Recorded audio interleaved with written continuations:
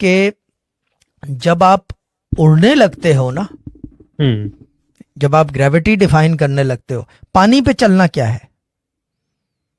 वो law of nature DeFi कर रहे हो आप। ग्रेविटी जो है वो पानी में पानी क्योंकि सॉलिड नहीं है। तो आप और बेसिकली आप पानी पे चल रहे हो तो ग्रेविटेशनल फोर्स को डिफाई कर रहे हो ना। यस, पानी तो आपको नीचे नहीं खींचता, उसके अंदर जो जमीन ग्रेविटी, होती है ग्रेविटी खींचती है। वो बिल्कुल भी डिफाइंस में चला गया है। जी, ठीक है ना, ये चीज है, सोचने सही। वाली बात है ना। हम्म। अब